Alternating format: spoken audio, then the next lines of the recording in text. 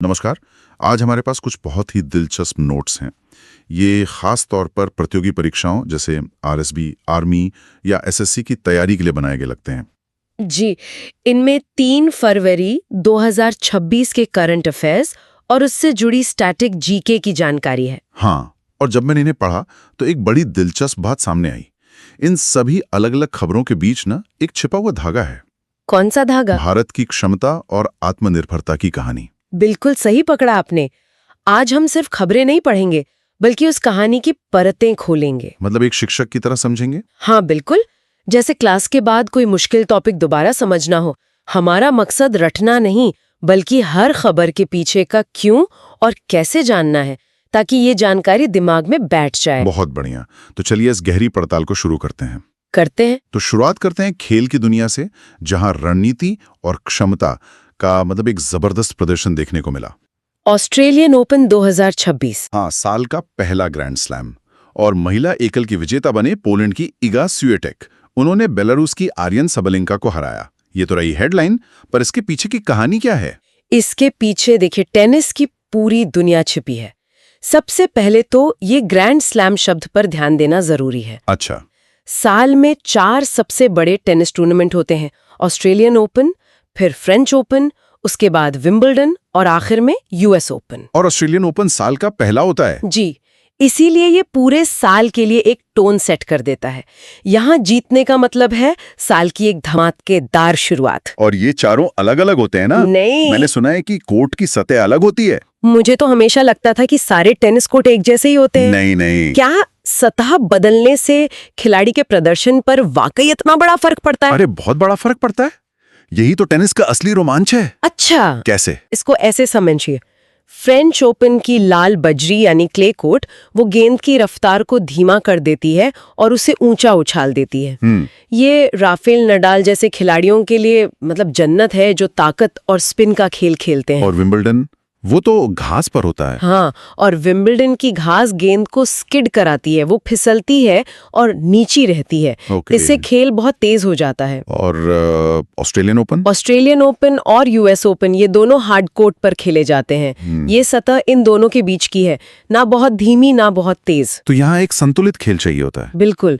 तो जब Iga Swiatek, जो क्ले कोर्ट की रानी मानी जाती हैं, वो हार्ड कोर्ट पर जीतती हैं, तो यह दिखाता है कि उन्होंने अपने खेल में कितनी जबरदस्त वर्सेटैलिटी मतलब बहुमुखी प्रतिभा विकसित की है। सही बात है। ये सिर्फ एक जीत नहीं है, ये उनकी मेहनत और अनुकूलन क्षमता का सबूत है। परीक्षा के लिए खिलाड़ी का देश जो कि पोलैंड है और कोर्ट का प्रकार यानी हार्ड कोर्ट, ये याद रखना जरूरी है। लेकिन इस कहानी के साथ ये तथ्य याद रखना कहीं ज्यादा आसान हो जाता है। वाह, अब समझ आया कि ये सिर्फ एक मैच नहीं, बल्कि एक खिलाड़ी की क्षमता की पूरी परीक्षा थी। सही। तो इगा स्विएटेक ने कोर्ट पर अपनी रणनीति से जीत हासिल की। और रणनीति और योजना ये सिर्फ खेल में ही नहीं, देश के विकास में भी बहुत जरूरी हैं। बिल्कुल। और इसी से जुड़ा है हमारा अगला टॉपिक।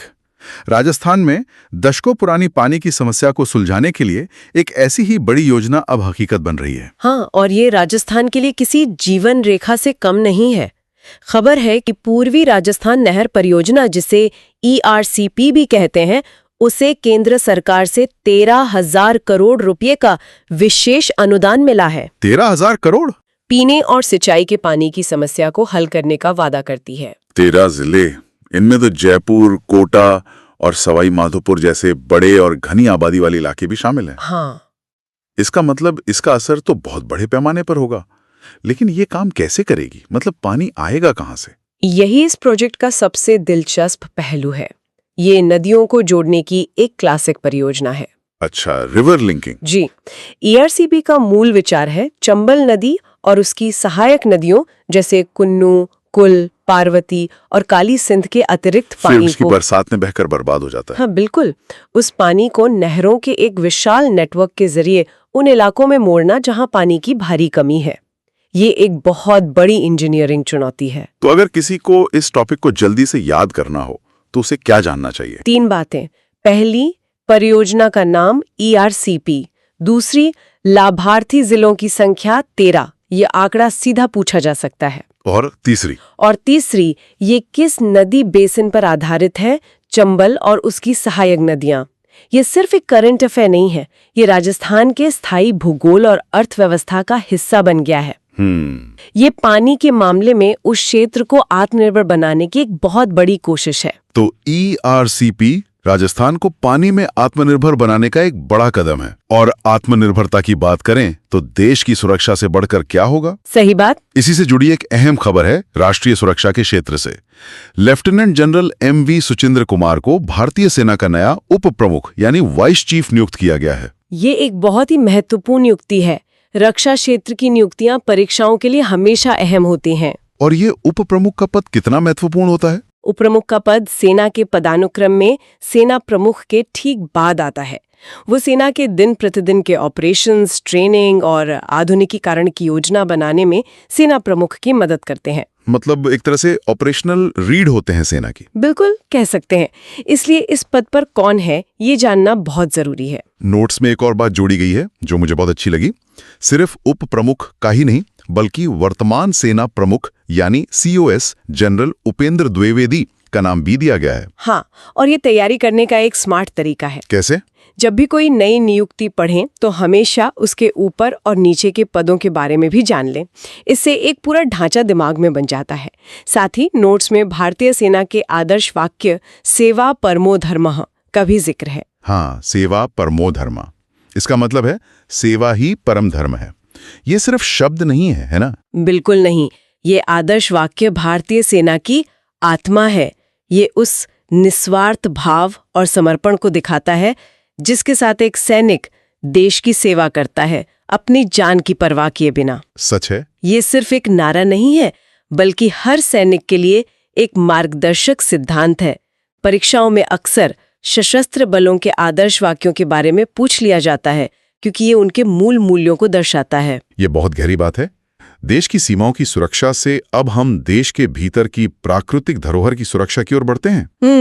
2 फरवरी को विश्व आर्द्र भूमि दिवस मनाया गया और इसके ठीक बाद भारत ने 3 नई रामसर साइट्स की घोषणा की है। और ये पर्यावरण के लिहाज से एक बहुत बड़ी और अच्छी खबर है।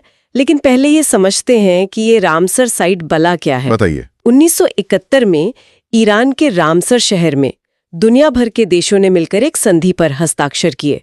इसका मकसद था आर्द्र भूमियों यानी वेटलैंड्स का संरक्षण करना। आर्द्र भूमि यानी वेटलैंड्स जैसे झीलें, तालाब, दलदल वाली जमीन। बिल्कुल, इन्हें धरती की किडनी भी कहा जाता है। अच्छा, धरती की किडनी? जी, जैसे हमारी किडनी खून साफ करती है वैसे ही वेटलैंड्स पानी को साफ करती हैं, बाढ़ को सोखती हैं और अनगिनत पशु पक्षियों और पौधों को घर देती हैं। तो जब किसी वेटलैंड को रामसर साइट का दर्जा मिलता है तो इसका मतलब है कि उसे अंतर्राष्ट्रीय महत्व का मान लिया गया है और अब उसके संरक्षण पर विशेष ध्यान दिया जाएगा। 1 मिनट, तो भारत में 3 और नई साइट्स जुड़ गई हैं। बिहार में नागी और नख्ती पक्षी अभयारण्य और कर्नाटक में अग्नाशिनी एस्चुरी। जी, इन 3 के जुड़ने से अब कुल संख्या कितनी हो गई है?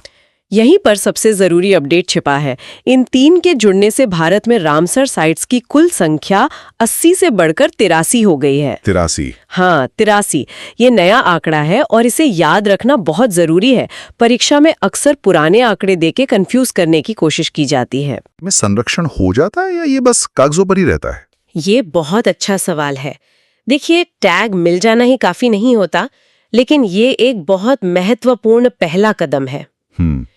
इससे उस जगह पर राष्ट्रीय और अंतर्राष्ट्रीय ध्यान जाता है, संरक्षण के लिए फंड मिलना आसान हो जाता है और सरकार पर उसे बचाने का दबाव बनता है।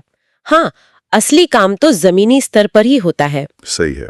वैसे एक और दिलचस्प तथ्य है, भारत में सबसे ज्यादा रामसर साइट्स तमिलनाडु में है और राजस्थान में 2 हैं, केवलादेव राष्ट्रीय उद्यान और सांभर झील। अच्छा, ये तुलनात्मक जानकारी दूसरों से आगे रखती है। बिल्कुल सही है। तो हमने जमीन और पानी के संरक्षण की बात की। अब बात करते हैं आज के युग की सबसे बड़ी शक्ति की, तकनीक, टेक्नोलॉजी। और यहाँ भी भारत की आत्मनिर्भरता की एक जबरदस्त कहानी है।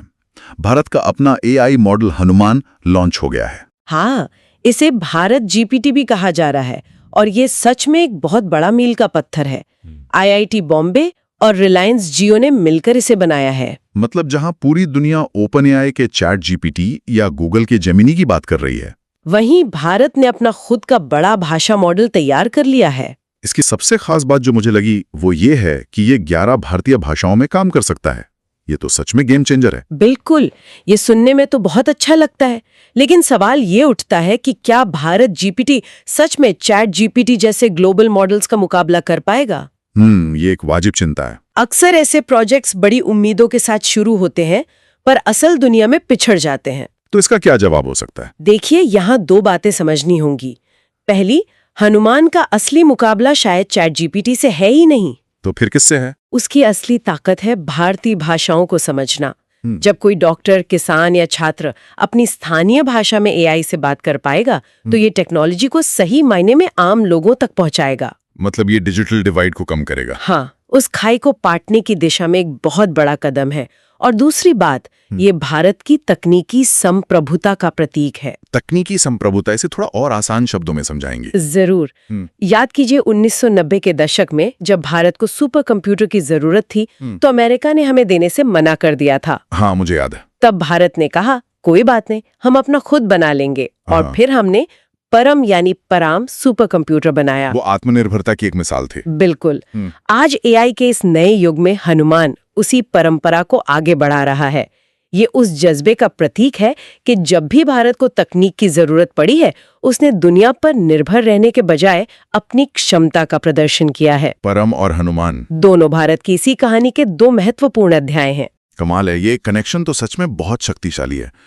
तो हमने खेल से लेकर पानी, सुरक्षा से लेकर पर्यावरण और तकनीक तक हर क्षेत्र में आत्मनिर्भरता और क्षमता की कहानी देखी। जी। इतना सबको चर्चा करने के बाद चलो देखते हैं कितना याद रहा। जैसा कि हमारे नोट्स में भी है, अब कुछ सवाल जवाब का दौर हो जाए। जरूर, ये सीखी हुई बातों को पक्का करने का सबसे अच्छा तरीका है। पहला सवाल, ऑस्ट्रेलियन ओपन 2026 महिला एकल की विजेता इगा स्विएटेक किस देश की खिलाड़ी हैं? पोलैंड। बिल्कुल सही। दूसरा सवाल, हाल ही में घोषित 3 नई रामसर साइट्स के बाद भारत में कुल रामसर स्थलों की संख्या कितनी हो गई है? 83 यानी 83। ये नया और अपडेटेड आंकड़ा है, इसे जरूर याद रखें। बहुत जरूरी है। तीसरा सवाल, ईआरसीपी परियोजना से राजस्थान के कितने जिलों को फायदा मिलेगा? 13 जिले। सही। चौथा सवाल, भारतीय सेना के नए उप प्रमुख कौन बने हैं? Lieutenant general MV Suchindra Kumar. शानदार। और आखिरी सवाल, हनुमान एआई मॉडल को किस संस्थान ने रिलायंस जियो के साथ मिलकर विकसित किया है? IIT बॉम्बे ने। बहुत बढ़िया। तो आज हमने सिर्फ तथ्यों को नहीं, बल्कि उनके पीछे के संदर्भ, उनकी कहानियों और उनके बीच के कनेक्शंस को समझा। और ये दिखाता है कि करंट अफेयर्स सिर्फ अलग-थलग जानकारी नहीं है, ये सभी एक बड़ी तस्वीर का हिस्सा है। एक नहर परियोजना का संबंध राज्य के भूगोल, अर्थव्यवस्था और भविष्य से है। एक एआई मॉडल का संबंध देश की आत्मनिर्भरता और करोड़ों लोगों के सशक्तिकरण से है। हर खबर एक बड़ी कहानी कहती है। बिल्कुल। और जाते जाते एक सवाल सोचने के लिए छोड़ जाते हैं। जरूर। हमने हनुमान एआई मॉडल के बारे में बात की, जो 11 भारतीय भाषाओं में काम करेगा। जरा सोचिए, जब तकनीक, ज्ञान और सूचना हम सब की अपनी भाषा में उपलब्ध होने लगे, तो सीखने, समझने और आगे बढ़ने के तरीकों में कितना बड़ा और सकारात्मक बदलाव आ सकता है। हाँ, तैयारी पर और जीवन पर इसका क्या असर पड़ सकता है, इस पर सोचना जरूरी है।